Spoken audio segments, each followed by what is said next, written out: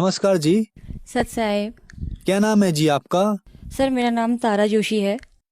तारा जी, आप कहाँ से हैं? सर बेसिकली मैं बागेश्वर उत्तराखंड से हूँ, लेकिन इस समय मैं गवर्नमेंट इंटर कॉलेज कुमाऊँ में पोस्टेड हूँ। तो पिछले 12 सालों से हम स्कूल के पास में अल्मोड़ा ज़िले में वहीं रह रहे हैं। संत रामपाल जी महाराज से नाम दीक्षा आपने कब ली? संत रामपाल जी महाराज से नाम दीक्षा मैंने अक्टूबर 2013 में ली। संत रामपाल जी महाराज से नाम दीक्षा लेने से पहले क्या आप कोई भक्ति साधना भी करती थी? सर मैं प्रसिद्ध शिवधाम जागेश्वर के पुजारी परिवार में मेरा जन्म हुआ था। तो हम शिव जी को विशेष इष्ट मानकर पूजा किया करते थे। और उसके साथ साथ लोक में प्रचलित जो हिंदू धर्म में जो भी साधनाएं थी उनको हम सब किया करते थे। मैं नियमित तौर पर गीता जी का, रामचरितमानस का और श्री विष्णु सहस्त्रनामा का पाठ किया करती थी। अन्य धार्मिक पुस्तकें, पुराण, सुख सागर, ये सब भी हमारे घर में रखे हुए थे, उनका भी मैंने पार्टली अध्ययन किया हुआ था। सर मेरे पिताजी, मेरे ताऊजी और मेरे चाचा जी जो थे बहुत लंबे समय से जागेश्वर धाम में पूजा अर्चना किया करते थे, वहाँ पर पुजारी का कार्य किया करते थे। तो इसीलिए हम शिव जी को विशेष इष्ट मानकर पूजा साधना किया करते थे। और उसके अलावा अन्य जो भी लोक में प्रचलित साधनाएं हैं वो सब हम किया करते थे। और मैं नियमित रूप से गीता जी का, श्री रामचरितमानस का और श्री विष्णु सहस्त्रनाम का पाठ किया करती थी। मैं कुछ समय के लिए गायत्री परिवार से भी जुड़ी रही। आपने बताया कि आपके पिताजी, आपके भाई जागेश्वर मंदिर में पूजा अर्चना करते थे, तो क्या कारण बना कि ऐसे परिवार में जन्म होने के बावजूद भी आपने संत रामपाल जी महाराज को अपना गुरु बनाया?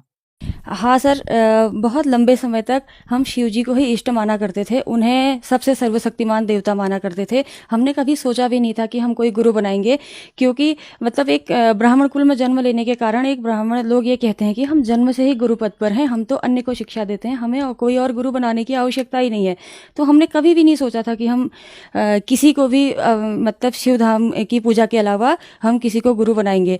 तो इत्तेफाक ऐसा हुआ कि जब मैरिज के बाद मैं ससुराल में गई, तो एक दिन 2010 में मेरे हस्बैंड जो हैं वो टीवी चैनल बदलते बदलते उनको संत रामपाल जी महाराज के प्रवचन वाला चैनल मिल गया, साधना चैनल।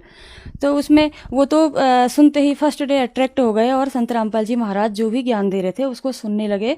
और उनको शायद समझ में भी आने लगा, लेकिन मुझे कुछ समझ में नहीं आया।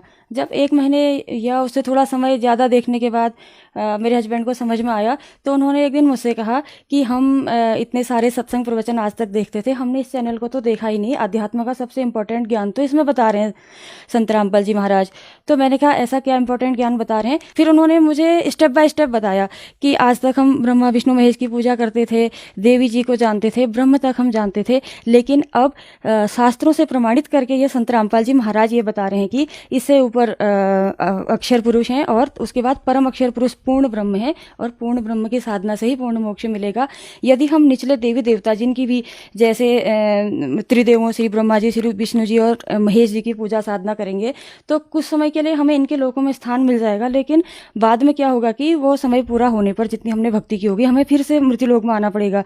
फिर मैंने भी सोचा अगर मोक्ष का मतलब तो हुआ कि पूर्ण मोक्ष ही होना चाहिए, चाहे हम कितने लॉन्ग पीरियड के बाद आ रहे हैं, लेकिन इसी चक्र में आ गए, फिर वो तो मोक्ष कहाँ हुआ? इसका मतलब तो मुझे भी सुनना चाहिए कि आखिर संत रामपाल जी महाराज क्या कह रहे हैं। तो मैंने भी सुनना शुरू किया। तो धीरे धीरे सत्संग सुनने के दौरान जब हमने फिर SMS करके ज्ञान गंगा पुस्तक भी मंगाई, उसको पढ़ा, तब हमें पूर्ण विश्वास हुआ कि संत रामपाल जी महाराज जो ज्ञान दे रहे हैं वो सब धर्म ग्रंथों के आधार पर है, सत्य है। हम बरवाला आश्रम में गए, वहाँ हमने संत रामपाल जी महाराज से नाम दीक्षा ली और संत रामपाल जी महाराज द्वारा दी गई भक्ति करने लगे। संत रामपाल जी महाराज से नाम दीक्षा लेने के बाद आपको क्या लाभ मिले?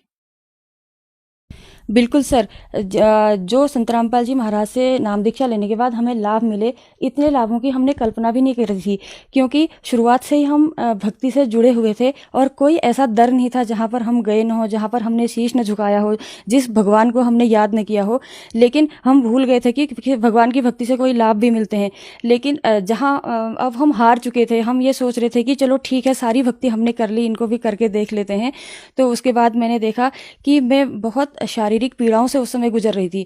पहले तो शारीरिक रूप से मैं स्वस्थ थी, लेकिन जब मेरी बेटी का जन्म हुआ उसके कुछ समय बाद मुझे इतनी बीमारियां लग गई थी कि मैं सोचने लगी, अभी मेरी शादी को अभी 1.5-2 साल हुआ है, मेरे ससुराल वाले भी सोचेंगे कि शायद हमें झूठ बोलकर बीमार लड़की की शादी हमारे घर में कर दी। मैं कैसे बताऊं कि मुझे इतनी बीमारियों ने घेर लिया, क्योंकि मुझे पाइल्स की दिक्कत हो गई थी और 365 दिन मुझे कोल्ड रहता था, और सबसे बड़ी मुझे इंटरनल इन्फेक्शन की दिक्कत हो गई थी। वो मैंने बहुत सारे डॉक्टर्स को दिखाया तो कहीं से ठीक नहीं हुआ। हुआ तो मैं ये सोचती थी कि शायद ये बीमारियां मेरी अब ठीक नहीं होंगी।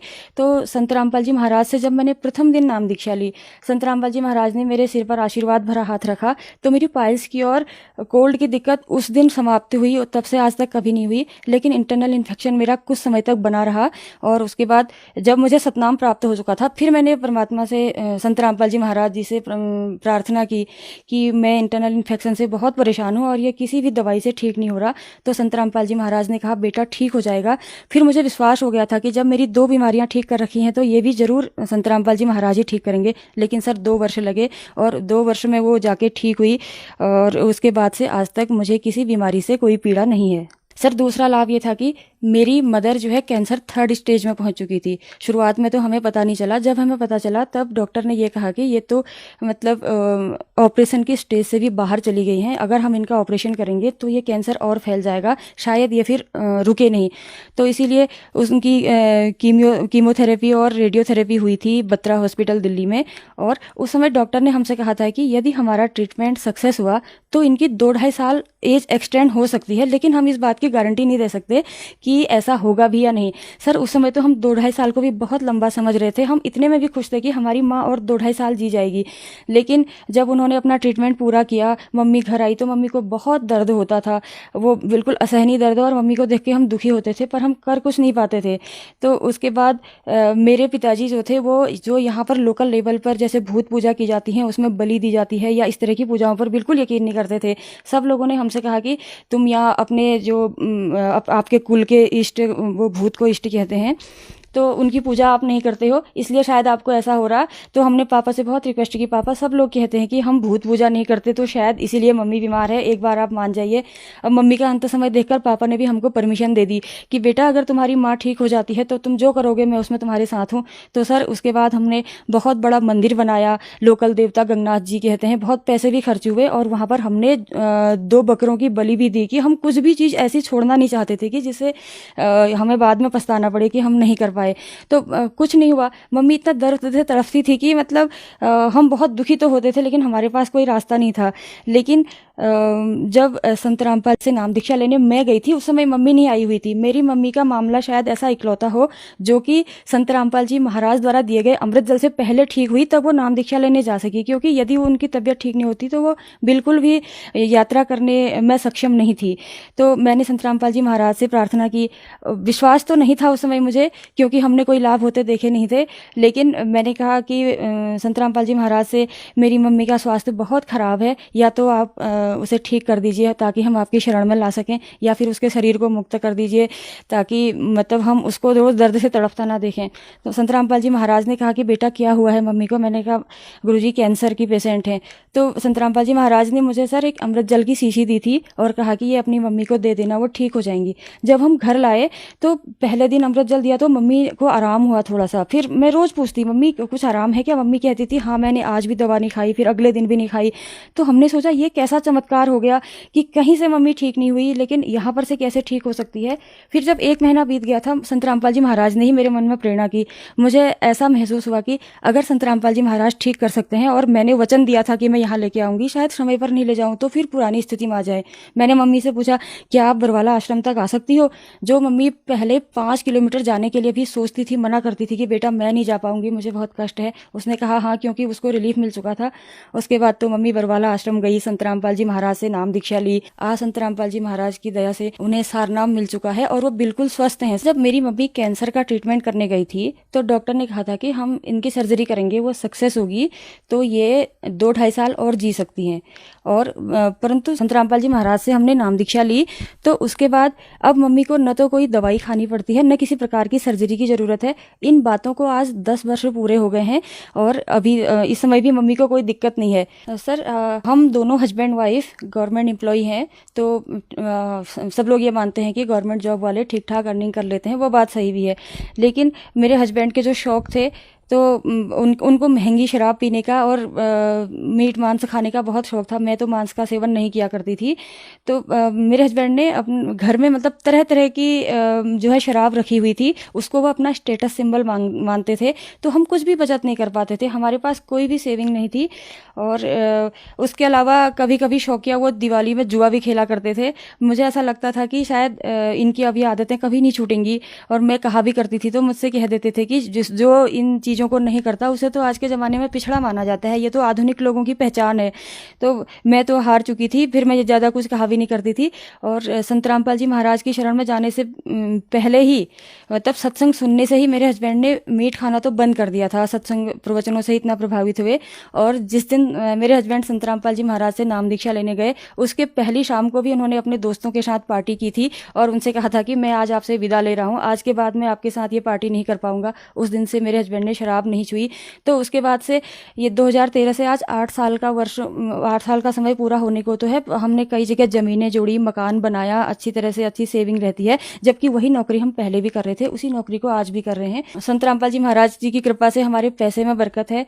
आप एक गवर्नमेंट टीचर हैं, आपकी माता जी को कैंसर था, डॉक्टर्स ने उनको मना कर दिया था और संत रामपाल जी महाराज ने उनको ठीक कर दिया। आज उनको जीते हुए लगभग 10 साल हो गए हैं। आप उत्तराखंड के निवासी हैं। उत्तराखंड में केदारनाथ, बद्रीनाथ बहुत ज्यादा प्रसिद्ध हैं। इन तीर्थ स्थानों पर लाखों लोग जाते हैं और डॉक्टर्स के पास भी जाते हैं और वो लोग ठीक नहीं होते। संत रामपाल जी महाराज उनको ठीक कर देते हैं। ऐसा कैसे संभव हो रहा है?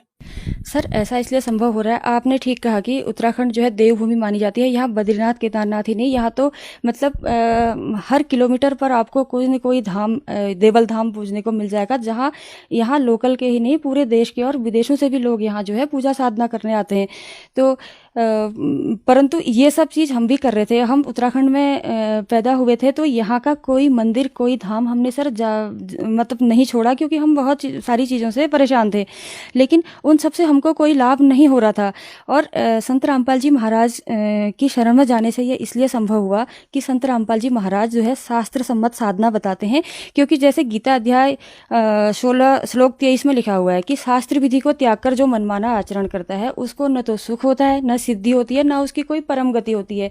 तो यहाँ उत्तराखंड में जो भी देवल धाम है, वो उनकी हम कितनी ही पूजा कर लें, उनसे कोई लाभ नहीं होना है, जैसे हमको नहीं हुआ, क्योंकि वो शास्त्रानुकूल साधना है ही नहीं, उससे लाभ नहीं होगा। तो संत रामपाल जी महाराज द्वारा दिए गए भक्ति मंत्रों से इसलिए लाभ होगा कि ये मंत्र हमारे शास्त्रों से प्रमाणित हैं।